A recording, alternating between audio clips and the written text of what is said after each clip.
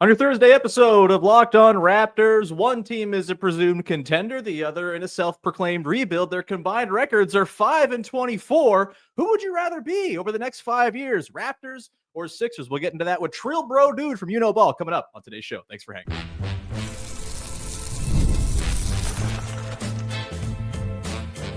You are Locked On Raptors, your daily Toronto Raptors podcast, part of the Locked On Podcast Network.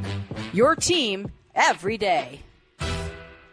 Hey, what's going on? And welcome to another episode of Locked On Raptors, part of the Locked On Podcast Network. Your team every day. It is Thursday, November the 21st. I'm your host, Sean Woodley. Been covering the Raptors for 11 seasons on various platforms now. You can find all my work over on Blue Sky now. We've left the hellhole. Come follow me over at woodleyshawn.bsky.whatever.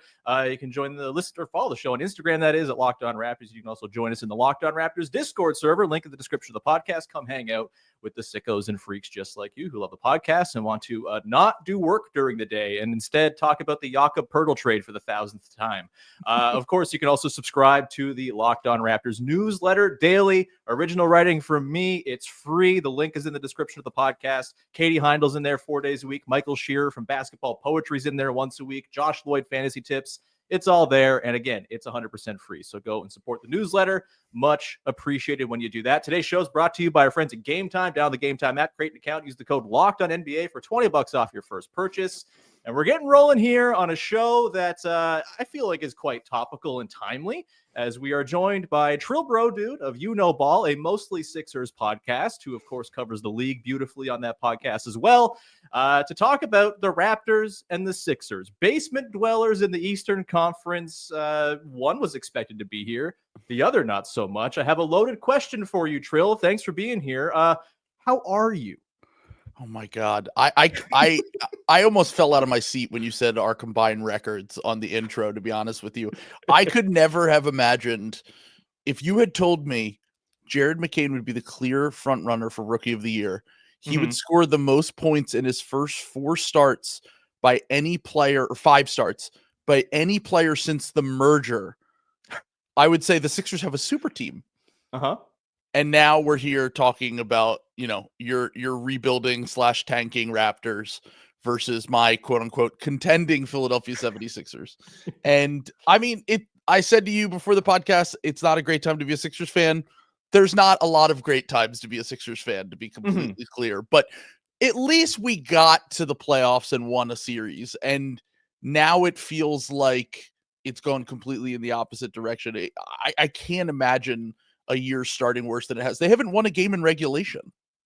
That's the thing that you mentioned that on your show a couple days ago, and that the similar reaction to the combined records that I threw out, that is baffling. And it was the Hornets and Pacers, 2 teams that are not very good.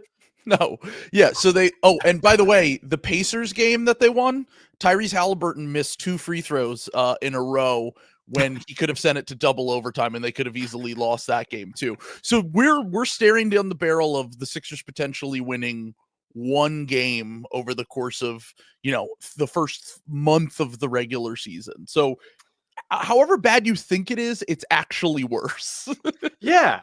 Because, the Raptors are 3-12. It's not been great. They keep on losing games they should win. They've been injured as hell. It's not been, it's been fun to watch because they've been in these games and you're seeing cool development stuff happen, which we'll talk about later. We're going to get into some of your takes on some of the Raptors guys, and we'll talk about RJ Barrett, who's an enigma. We'll get into that. But I have to ask you about a couple of our old pals, Nick Nurse, Kyle Lowry.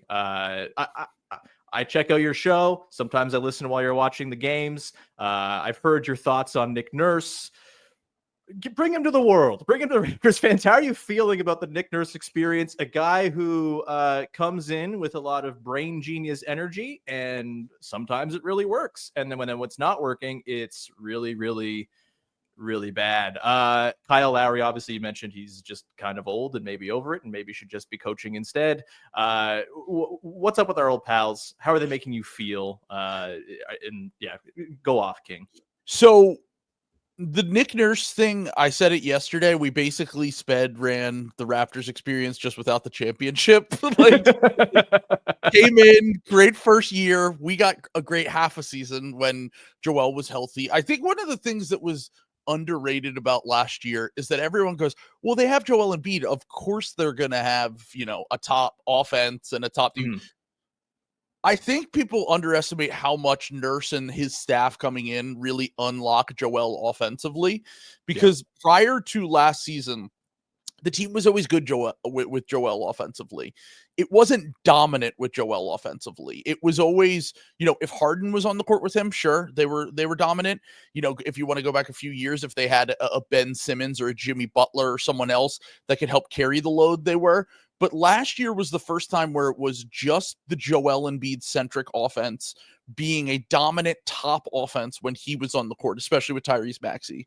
And one of the reasons why that was the case was because Nurse and his staff came in and they implemented this dribble handoff system that was kind of a leftover from the Brett Brown era that Doc Rivers had gotten away from in his time when he was here, because he had James Harden and they had to change the offense. But they basically had this dribble handoff offense with a ton of downhill threats with Kelly Oubre and Tyrese Maxey and all these guys that really just completely flipped everything and made Joel look the best that he's ever looked as an offensive hub. His passing was better. His playmaking was better. He didn't turn the ball over quite as much. Their offensive efficiency was through the charts. He had his best individual season as a player. And then everything came to a crashing halt when, he decides to play through his knee injury, tears his meniscus against the Warriors last year when it was obvious he shouldn't have been playing in the first place. But that's also part of like the Daryl Morey and Nick Nurse experience. Like, they're going to let their guys play. They're going to let their guys dictate. Like, their stars kind of call, especially with Morey, the stars call the shot a lot. And Joel has called the shots forever.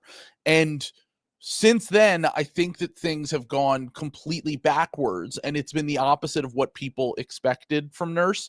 And I think that what came with that, were the expectations that they would still compete without Joel.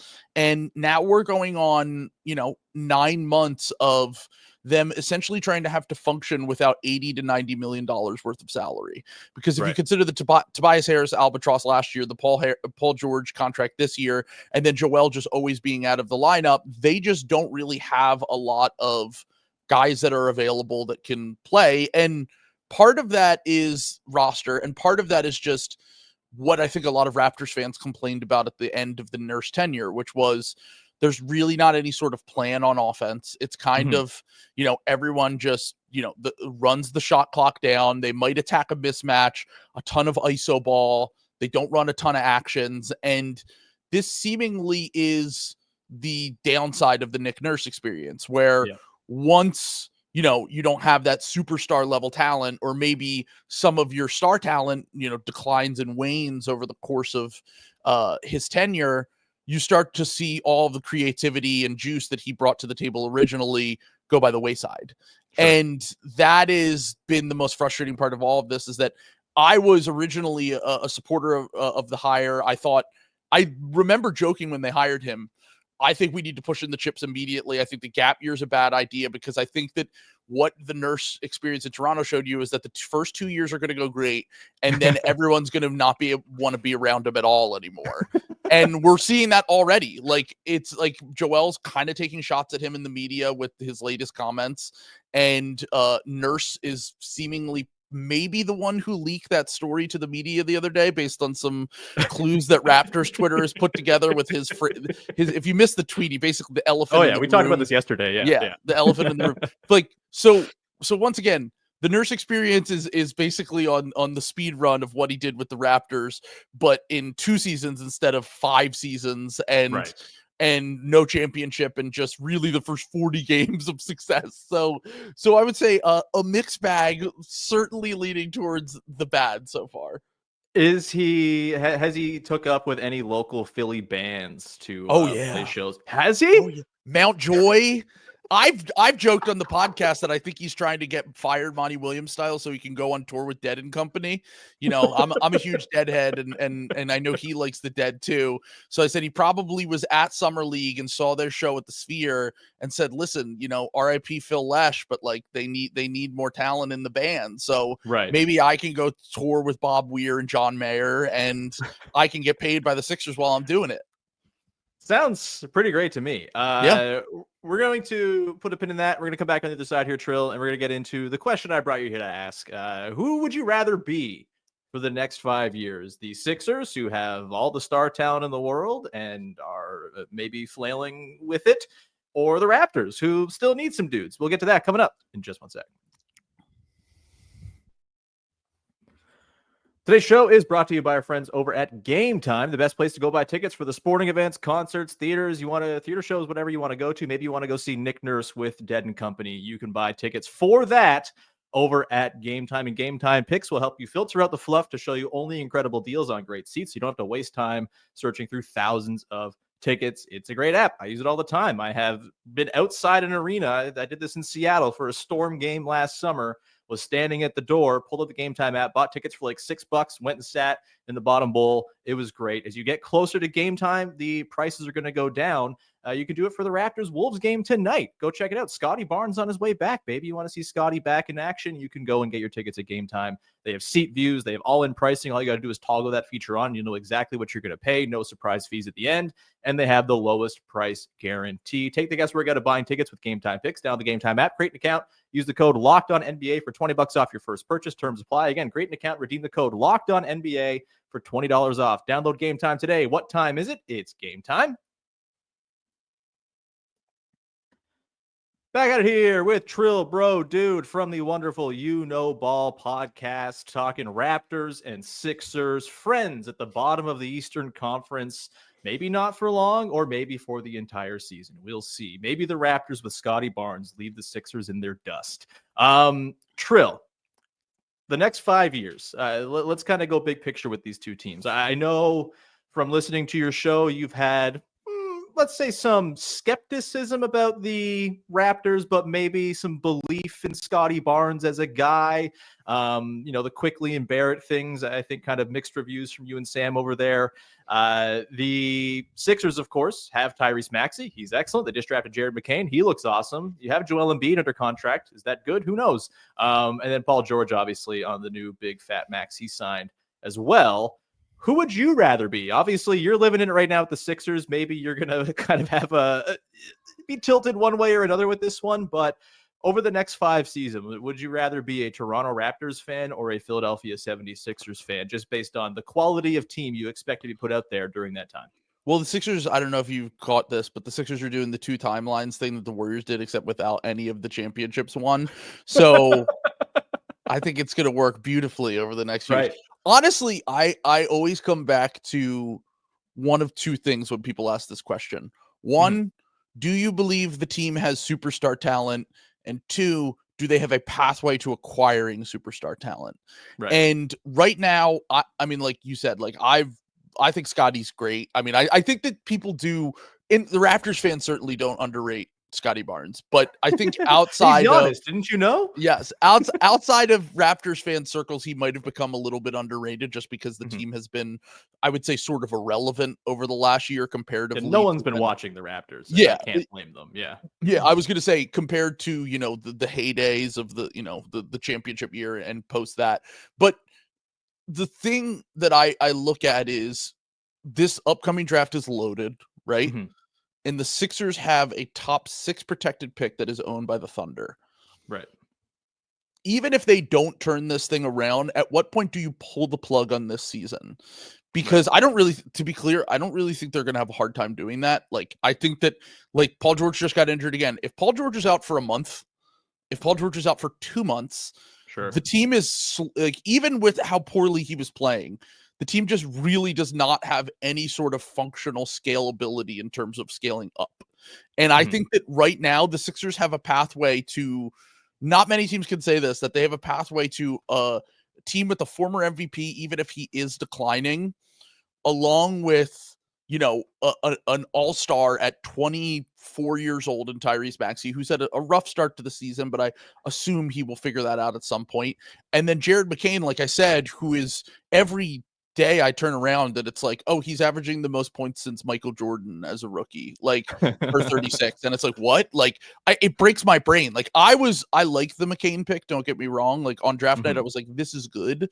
What I saw at Summer League and preseason, I was really concerned from him. And I was like, completely went in the opposite direction where I was like, oh my God, he's going to take so much time. Why did we draft a project? Like all this stuff, blah, blah, blah.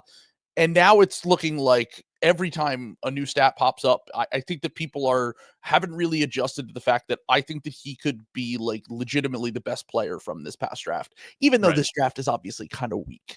But the next draft is really what it comes down to for me, because the Raptors, I actually think that the Raptors, you could pick the Raptors. I'm still going to pick the Sixers just because they have Joel Embiid right now. And until Joel Embiid is washed for half a season, a full season, you're always going to take the guy that's like a proven, even if he's not an MVP level guy, an all NBA level talent in a way that, the other team just does not have right now. Like Scottie might get there eventually, but that's still a question mark.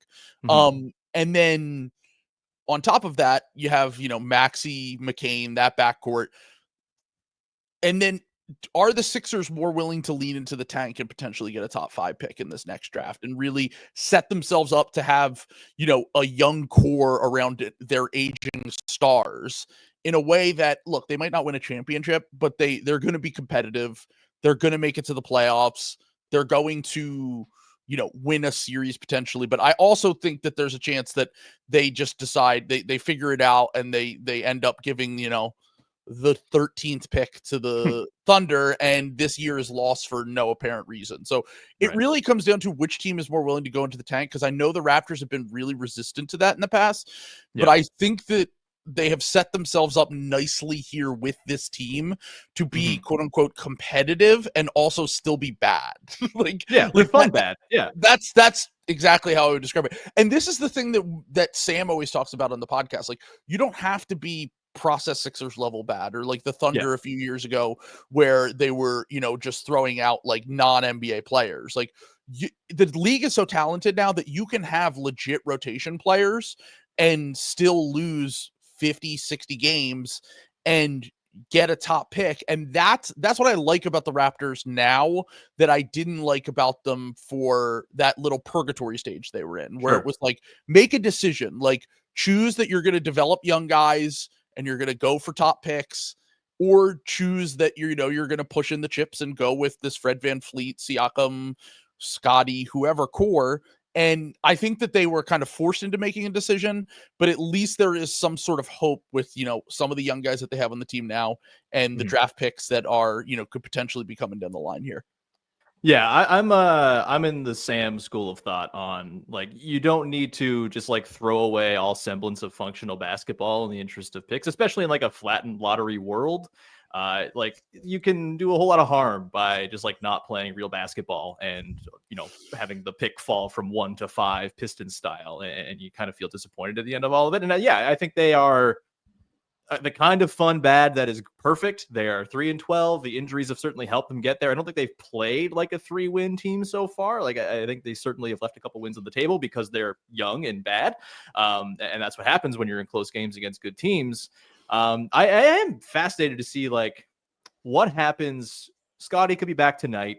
Quickley feels like he's a little bit further away, but they've been credible. Like, their starting 5 with Mitchell in there has been like shockingly good. It's like a plus 4.6 net rating, is like the second most used lineup in basketball. I don't understand how it's working, but it is. I guess just because Grady Dick makes everything good on both ends of the floor all of a sudden because he's wonderful. I don't know.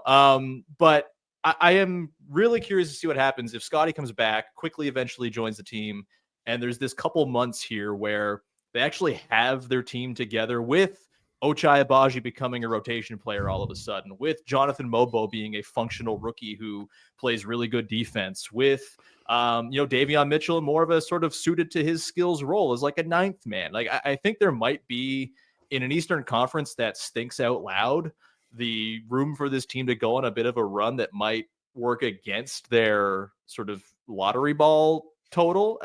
What do you like? I don't know, man. I'm also in the bubble where I'm just like Captain Opt. I literally have a segment on the Friday podcast called Toxic Positivity Friday. I'm always the optimist guy. So tell me why they're not going to go on a run even when they get healthy here, or am I maybe onto something of just the conference is so bad that you get enough healthy guys together and there can be room to kind of climb into that play-in range. So I think you have to look at the motivating factors for the other teams that are around you, because really when you look at the standings right now, the Sixers and the Raptors are both below the Nets, who will certainly pull the plug in the next month or two. Like Sean Marks just has the hand on the button, just like he's ready to go. Yeah. He's basically what you guys did last year, where he wants Yeah. to not only make trades, but he wants to make trades so that he knows what the team looks like and that they can tank for the second half of the season, in the same way that you guys, when you traded OG and Siakam, you didn't wait until the week of the deadline like most GMs do. Like he will be making those trades in December and January. Cam Johnson, Dorian Finney-Smith, those guys will be on other teams. So I think the Nets are the one team that is certainly going to fall below both the Sixers and the Raptors, just because they don't really have they finally got their own pick back. They have committed to blowing this thing up, and I think that they are the one team that will certainly drop below you.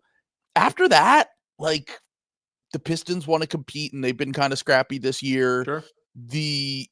Look, I think the Bulls are likely to kind of go in that same direction and realize, let's tank this thing, because they have their own. Play Josh Giddey 38 minutes. And exactly. All of our games. It's kind of, I've said that trade's kind of brilliant just because it is under the guise of competing, but then you actually zoom out a little bit and you realize how bad Josh Giddey is, and you're like, wow, this is the perfect tank commander. And then on top of that, like I really just think it's the Wizards and the Nets that will certainly be below these two teams come the end of the season. Like, even if the Sixers tank, it's going to be hard for them to beat out those two teams when they commit to their own tanks. So I think what the Raptors are probably going to end up as is probably on the fringe of that play-in. But like you said, with the lottery luck nowadays, like if they lose in the play-in, let's say they get the 10 seed, they lose in the play-in, they'll still probably end up with a top 10 pick in a really good draft. Yeah, because the West is stacked. So like whoever's 10th in the East is going to have like the 7th worst record or something, probably. Yeah. And say what you will about Masai's drafting record, but like he knows how to draft in the lottery. Like totally. Grady Dick is obviously a huge, and I know back in the day, he could draft outside the lottery too. That hasn't been quite as much the case. Although maybe Mobo Mania, baby. Jamal Shed. It's happening. Maybe that turns it around. I don't know. But long story short on this, like also Delano Banton, he's cooking now. Maybe they've just gotten patient, to be honest. But he was actively maybe the most infuriating basketball player I've ever had to watch. So I'm glad. Go off, King. Happy you're doing what you're doing. But it was not working here.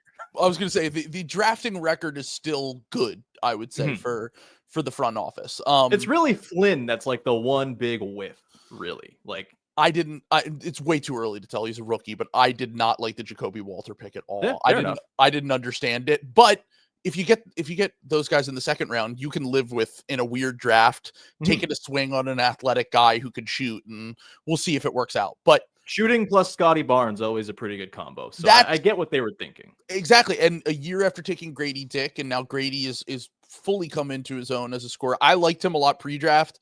It was a struggle for him to start, but man, like he has really turned a corner really since this calendar year, where he has just become such a dynamite scorer and shooter that now with this team, I do wonder what they do with Jakob Poeltl, because at a certain point I would have thought, oh, they're definitely going to trade him. But now, like, if you can compete and have this semblance of a real team, and then you can just plug in whoever, because you're still going to be bad, and you might get a top 10 pick next year. And you maybe even if you get lottery luck, you vault up into that top 5, and you're looking at a situation like you had with Scottie a few years ago, where you can add in a good player to a developing core, and all of a sudden they vault themselves from, a play-in kind of stuck in this weird bottom range to vaulting themselves into the playoff conversation next year. Yeah, so clearly, Trill, you don't subscribe to the Locked On Raptors newsletter. It's offensive to me that you don't. But yesterday I wrote about this and why, I think trading Jakob Poeltl is a bad idea for basically the reasons you laid out. Also, like, you're trying to do development. He's the kind of guy who actually makes the development possible for a lot of these guys. And so, that's why I we don't like think the Olynyk trade too, by the way. Yeah. That was the other thing. Is like, we've been saying Kelly Olynyk should just go from rebuilding team to rebuilding team because you want a big who clears out the paint on offense to help your guys like figure things out. And that's something that a lot of rebuilding teams miss. And Jakob and Kelly are both really good at that for young developing players. If ever he gets on the floor this season as he deals with mid-30s back stuff, as someone who I can relate is dealing with it today, yep. Hopefully it's sometime soon. But of course, it's also the Ochai Agbaji trade now. That's canon. Sure. Kelly Olynyk's the throw-in. Sure, man. Ochai rules. We'll leave it there. We're gonna come back on the other side. We're gonna get into your thoughts on some Raptors guys. We'll talk about RJ Barrett a little bit. How much you think Ochai Agbaji is now a 3-and-D wing, 45% from three. Okay. We'll get into that coming up to close out the show in just one sec.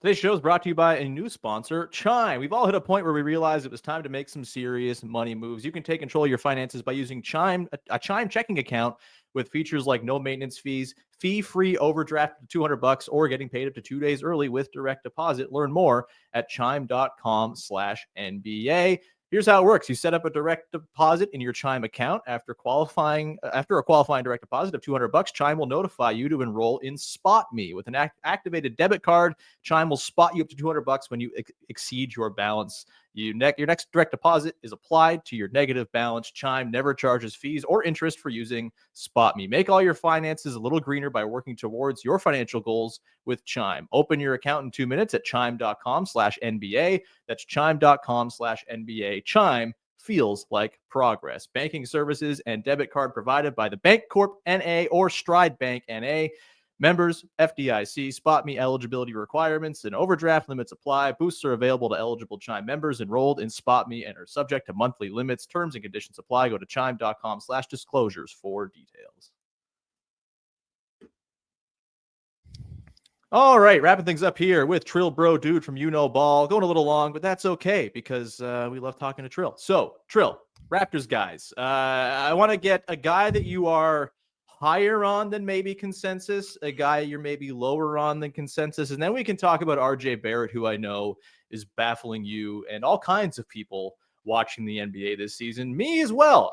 It's been kind of wild to watch the roller coaster of his true shooting percentage and his assist to turnover ratio and all of the crazy things he's doing.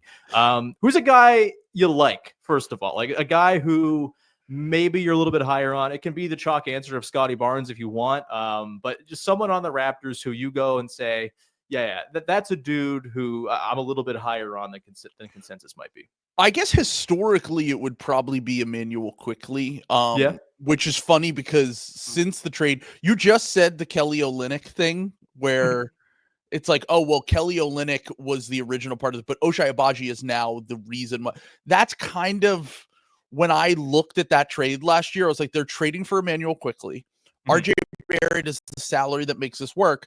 And the reason why I think I was in the minority in terms of most people when they talked about the trade. I was like, I actually like this for the Raptors because I thought Quickley could be a potentially star in plain sight guy. I thought that he is a guy, even if he doesn't reach those higher end outcomes, I thought the team defense element that he brings to the table, because I think that a lot of people just see small guard and say, oh, no, that guy is not, he's not going to be a positive defender. But when I watched him on the Knicks, and maybe I just have the Kentucky guard brain virus from watching Tyrese Maxey and their close friends and all that stuff, I just remember there would be random games where he would get opportunity, whether it was against the Celtics. He had a few really good games. He had these opportunities to show more on offense when either Jalen Brunson was out of the lineup or someone else was out of the lineup, and he was able to scale up in a way that I thought was a little bit underrated for his long-term potential. And defensively, he could be a bit of a pest. And that is Yeah. a good combo to have. You guys obviously, you watch Kyle Lowry forever, and having someone who is and Fred VanVleet too, like, because you're a small Mhm. guard does not mean that you're unviable defensively. The Now, I one know thing Quickly does not have compared to those guys is ass. He's got like negative no, ass. no, no, Yeah. no, no. He's not thick. I mean, that was the thing coming into the year for the Sixers. We thought our thick charts were off. We were at the top of the list, and that apparently doesn't pay off like it used to. So, No, that's a modern NBA, Trill. It's yeah. got to move with the times. But I don't want to give up on Quickly. I know he struggled a little bit as he's come He's just in. been hurt. He's played like 2 games. I Like, know. Yeah, exactly. nuts. He's barely played since he's got to Toronto.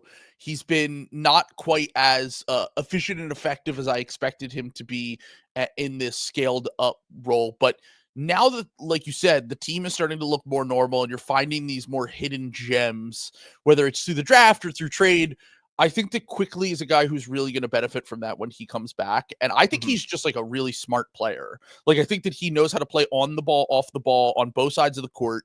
And I think that that is like an underrated guard skill to have when you're trying to Mhm. win games, because he is someone, like I said, like, if someone else misses time, he can scale up. I think he can be part of winning lineups. I'm really excited to see what he looks like when he gets back healthy with this team. So I would say he's someone that I've been a little bit higher on than maybe consensus. And I'm Mhm. hoping that when he actually does get healthy, that he can show that for the Raptors.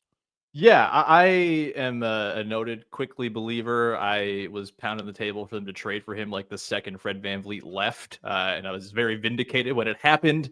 Though I didn't have RJ Barrett. I think I had Quentin Grimes as like the other guy I wanted in that trade. I'm glad it worked out the way it did. We're dumb. We're bad at this stuff. We're bad at fake trading. Sometimes we look like geniuses. Sometimes I have This is Tyrese. true. Sometimes I have Tyrese Maxey #1 on my board for the Sixers, and it works out. And then sometimes, yeah, I try to trade Jared McCain for Dorian Finney-Smith before he gets drafted. So Yeah, I definitely never wanted to trade Scottie Barnes for Damian Lillard. We can wipe those podcasts from the record. They were fake, deep fakes. Yeah, I think for me with Quickly, the stuff you mentioned about him just being a smart player, I think that's the thing that really kind of hit with me last year. Even though he was playing in a truly miserable context down the stretch for a Raptors team no one was watching and cared about. That had like Malik Williams and Jordan Wara getting heavy minutes. Like Quickly just had point guard brain is how I kind of dub it. Like he just like he's got the finger on the pulse. He knows how to play. He knows how to set the table for others or when to kind of look for his own. Issues with like picking up his dribble too early and stuff like that. He's kind of ironing that stuff out. It was a bit of an issue in the couple games he's played so far this year as well. I think probably rust and rhythm a big part of that. But yeah, I'm a big believer in Quickly being, if not an all-star level point guard, like like an above average starting point guard, which, for the salary he's making is going to be exactly in line with what that kind of costs into the sort of cap rising. I think era he's just too, a winning player. Yeah, I think regardless of whether he's all-star or whatever title you want to put to him, like, he's going to be a guy that when he figures this out, and he's another guy, like, maybe once again, maybe it is going back to like the Maxey Quickly connection, which is why I've always liked him. But like, those dudes are always in the gym, they're always getting better. And I don't think you could put a ceiling on those guys. Like, the only thing that will limit them is literally the fact that they're small. Like, that's the only thing that you could possibly ask for. So I think that he's going to be someone who surprises when you guys have more of a normal team and he's finally able to get healthy. So, who don't you like? So if you had asked me this question before the season, I would have said RJ for sure. Right. I mean, even before the trade, like, and once again, to be clear, when the trade happened, I was positive on the Raptors side because I was like, I like the fact that they're trying to get young talent around Scottie. And I like the fact that they're taking a gamble on a guy who's from Canada, who is, had moments in the NBA, but I was like, I remember even being like, I don't know if the Knicks are going to be able to get off this contract. It looked so bad at a certain point. But the thing with RJ this season, we'll talk about him in a little bit, is that like, I just think that you can't really fully write him off as he has these random, having 15 assists against the Celtics, like, you can't really, write off. That doesn't happen by accident, right? Yeah. Exactly. Yeah. I guess if I had to be lower on someone, it would probably be RJ even now. Sure.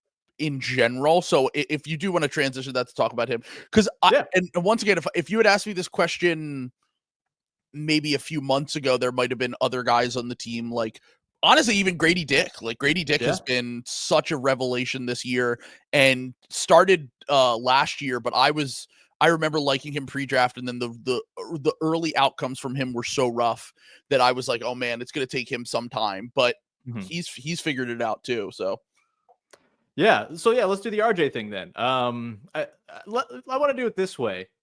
I've watched a lot of RJ Barrett this year. I'm sure you've checked him out as well. Probably not as often because you're watching the Sixers lose games a lot of the time.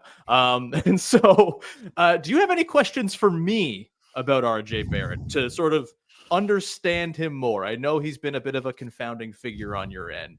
So maybe we can do it that way. So my question for you is probably less about RJ and more about this fit with Scottie, because that was always the reason why I've been historically low on RJ is like the players that are in his archetype almost never work with other stars. Yeah. They need to have the ball to be effective, but also what does your offense look like? What does your team look like? Honestly, what does your defense even look like? Because RJ is not been a guy who's been a consistent wing defender at all in his career. And that's something that, is the opposite of what Raptors fans are used to. You guys always had these lockdown defensive wings. That's kind of what you built your identity on for years. They built the whole plane out of them, man. Exactly. Yeah. So to have someone who's like the complete inverse, how does that function with Scottie is my question, because Scottie's obviously someone, like you just said, you want to surround him with shooting. You probably want to surround him with connectors. You don't want to surround him with guys who are going to stop the ball and try to cook and get their own offense. Do you think that fit is functional? Because one of the reasons why I've always been lower on RJ is that I was like, until he can shoot and until he can make quicker decisions, I'm always skeptical on his fit with stars. And I don't know if he'll ever reach the level as a scorer shooter to be efficient enough to be the hub of an offense.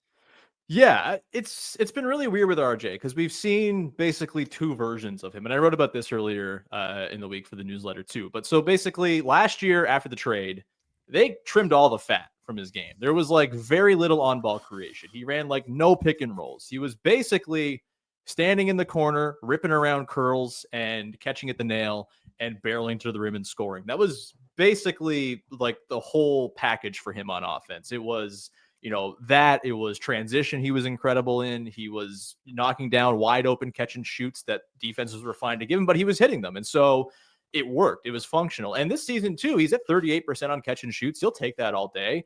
It's the pull-ups that drag down his numbers big time. And last year, after the trade, he took 3 pull-ups in the entire stretch between the trade and the end of the season. And so he just cut that part out of his game. This year with Scottie out and Quickley out, he's had to take more. He's up to like 2 a game and he's shooting like 18% on them. And so I think that's part of what's bringing down his efficiency overall, is just being asked to do stuff he's not good at that they kind of took out of his shot chart last year. But the weird thing is that with this change with Scottie and IQ out, he's had to run pick and roll. And all of a sudden, he's incredible at it, even though he can't shoot. I don't get it, but like the passing vision's been incredible. It wasn't just the 15 assists against the Celtics. He had 1 turnover in that game. Yeah. Over the weekend, he had the 2 games on Friday, Saturday. He had 22 assists to 2 turnovers. He's gotten so much better at just kind of making the right read. So I do think there's like a hybrid version of RJ that fits on a Scottie team where a lot of his work with Scottie on the floor is coming off ball. It's as this kind of, rampager around the dribble handoff stuff they like to do with Scottie, with Yak. They use Yak kind of screening at the elbows and using him for curls and stuff like that pretty liberally. And that just frees up, no one really cares about Yak away from the rim, but the way they do the dribble handoff stuff, it does create a little bit of space and sort of avenues towards the rim. And RJ's been really good at kind of taking advantage of those. I think, again, his numbers sort of scoring at the rim this year have been down because there's just been so much attention paid to his drives in a way that you can't when Quickley's out there and Grady's out there and Scottie's doing stuff and Yak's doing the elbow thing. And so within, I've seen the same thing with Maxey this year with the Sixers, where totally he collapses the defense, but there are no other threats. So what exactly, can you really even? Yeah. Yeah, like RJ's kicking out to Davion Mitchell right now. It's going to change once Exactly. Quickley's back and healthy. And, defenses are already selling out to stop Grady, and it's having a pretty big effect. The offensive impact numbers from him are nuts. But yeah, I think that's kind of one half of what RJ can do. And then once you get Scottie back, I think there is room for him when Scottie's sitting. You don't have to sort of militantly stagger Scottie and IQ. Like, you have someone who can credibly run semi-functional offense. They've been like the 13th best offense in the league since Scottie went out, which is baffling to me considering who they're rolling out there. And with Ochai hitting threes the way he has, like, there's just a little bit more space to work with there. So I think there's kind of a hybrid version of RJ here where he can run with second units and run pick and roll. He can kind of take some of the burden off of Scottie and IQ having to do everything. And he also can trim a lot of the fat that he did last year successfully. He's probably not going to have like the 61 true shooting he had last year. It's probably something like high 50s once you kind of blend these two versions of him together. But That's been the sort of RJ experience. And, didn't talk about defense. That's the elephant in the room, is he's just not been good on that end. And that might be the thing that eventually sees him have to be swapped out DeMar DeRozan style to upgrade the team. But for now, I think you're pretty happy with this guy who I think a couple of days ago was literally number one in the synergy points per possession and pick and roll as a ball handler when you factor in passes. Like, that's like, to your earlier point, that doesn't happen by accident. Have I helped you understand RJ Barrett more? No, it makes, I mean, we talked about, I talked about Cam Thomas the other night. I know that RJ obviously has a more pedigree than a Cam Thomas type, just historically, but we talked about like the confounding nature of these players who can look like superstars on any given night. And I think the thing with RJ is that, and probably with Cam Thomas too, is like, if you could tell me that their defense was neutral, I could get past all of the flaws but having strong wing defenders, the importance of that, especially when you want to compete and you want to get to the playoffs. And Masai knows that. Like, Masai's built the whole team out of that, like you said. So that's the thing that I think you said eventually, if they do have to split it up, it would probably be due to that fact. That makes a lot of sense, to be honest with you. But like, yeah, no, it's been incredible. Like, I catch RJ on the right night and I'm like, oh, this is Diet Giannis. And, like, it's like unbelievable, the downhill threat and pick and roll threat that he has become. But the last thing before we get out of here, I just wanted to ask you, I know so for anyone who doesn't listen to the podcast, our thing is slot. We talk about trades, free agency, draft, all that stuff. I know you're skeptical about trading Jakob Poeltl. You're definitely going to trade Bruce Brown, right? If he plays and a team wants him, and I mean, make it work for the 23 mil he makes. That's the hard part, is that the contract is hard to match. But what would be? Do you have any ideal like teams or packages that you could? Because I still think Bruce Brown can really help like a contending team. I don't know how to make it work contract wise. Like, maybe the Lakers or one of those teams is interested in someone like him that is just gonna, maybe fit a little bit better than on a rebuilding team like the Raptors. So is there any picks or players or ideas that have been floating around in your brain? Not so much, because we haven't really seen him, and so I'm not quite sure. He had knee surgery. He looked bad with the knee thing last year. Like, I don't think he's the same player he was with the Nuggets necessarily, and so it's hard to kind of gauge his value that way. I think, for me at this point, it's just like, if you trade him, don't bring back excess money for the long haul. Like, don't bring back money beyond this year. And if it ends up being that you can't find a match for him and he just walks in the summer, like, yes, I know that like is not like a great look for the Pascal Siakam trade, but also it's happened, it's done, it's in the past. You can't go and fix that trade now. I thought it was dumb the day they made it. I thought it was like a bad return. And you can't go and salvage that by whatever you get from Bruce Brown. The fact that they turned one of the picks they got there into Ochai is a great win. That's awesome. That's wonderful. Sunk cost fallacy at this point. Totally. Like, and also I do just want to point out that like, if Bruce comes back and shows like that he's like even 80% of himself, there's probably going to be a sign and trade you can work out in the offseason that will at least give you an exception. And under this new CBA, you need to have as much like kind of flexibility and stuff with that as possible. Or even, the sort of option that I don't think a lot of Raptors fans like, but it's one that I've thought about is, he got a bag that I think even he knows he probably didn't deserve the last time he hit free agency. He's been paid. You're a team that's trying to be serious next year. Like, Scottie's on his max. It's kind of go time. if you get to the offseason, you haven't found a trade for Bruce Brown that's like more than just like a, a throwaway second round pick or something. Is there harm in trying to bring him back for like 8 to 10 million a year and just have him be like a nice bench guy for you? Like, I think that could be possible as well. It gets tricky with the tax and whatnot, but they'll have Davion Mitchell coming off. They'll probably trade him by the deadline, I think, for, again, like the Matt Thomas treatment, just get a second rounder from the Jazz or something. Right. There's maybe they find a deal with Kelly Olynyk if a team really wants him, though, with him not playing. That is sort of an open question as to how tradable he'll be. And maybe you just want to keep him around too. It's going to be kind of a quiet deadline, I think, for the Raptors, honestly. Like, they've already banked so many losses and they seem on track to be the high lottery team they kind of want to be anyway, that I'm not sure they have to go and sell off even more. If Bruce comes back and looks all right, then yeah, maybe there's a deal there. But I'm having a hard time, Trill, with just like the finding the money that can match and the second apron teams or the first apron teams that need to have the money lined up perfectly to make it work for Bruce Brown. So I haven't thought about names necessarily. Is he someone the Sixers would need? So, I mean, look, if he was healthy, I actually think he would be a fantastic fit for what we need. Like the Sixers, I talked about the Sixers just need legitimate NBA rotation players. Like it really has got to the point where now, once again, the salary matching is what's always going to be the problem with the Bruce Brown thing. Like, if they were to trade for Bruce Brown, they would probably have to trade. It would have to be KJ Martin, Kelly Oubre, and Andre Drummond, like just to get close to the Bruce Brown money. But at this point, that's one of the things that, like, I think that the Sixers are going to be, if they turn this thing around. Now, if they're going to the tank, there's no point to trade for Bruce Brown. He's on an expiring contract, whatever. But if they do turn this thing around and they're like, all right, we want to compete, he's one of the guys I at least have my eye on. I think that it would probably have to be a more complicated deal because you guys don't want to take back money that extends beyond this year. And Oubre and Drummond are both on the books after this year. So once again, I don't think it's likely, but I think that I think that a team like the Sixers could use literally any guys that could stay on the court on both ends. And Bruce Brown's always been someone I liked. It was just the contract made it so that they couldn't trade for him. So yeah, we'll see. Are you, sorry, are you concerned at all for the brand of the podcast with the slop being maybe less sloppy because no one can actually functionally make trades? A little bit for sure. Yeah, like I think that this new CBA is definitely death to slop. I was gonna say it's definitely like a partial death to slop, I would say, but it also makes things fun for us. Right. Because now we have to be more creative. Like you said, the second apron teams can't even aggregate salary. I think that's something that people don't understand yet. Because we haven't really seen it. This is the first year at this deadline. They're going to be like, wait, the Bucks can't trade Bobby Portis and Pat Connaughton together. Like that is a thing that is going to be a new thing that people are going to have to wrap their brains around.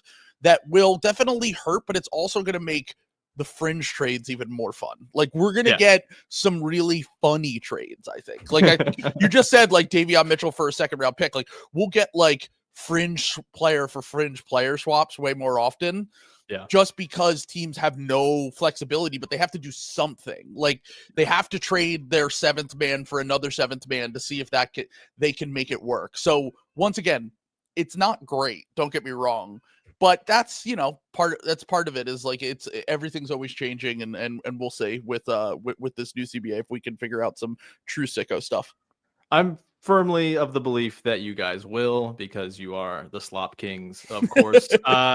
Trill, thanks so much. I kept you for like 20 minutes longer than I said I would, but I could talk to you all day, man. Thanks so much for jumping on the show. What do you want to promote for the good people out there? Ball. Just watch us on YouTube.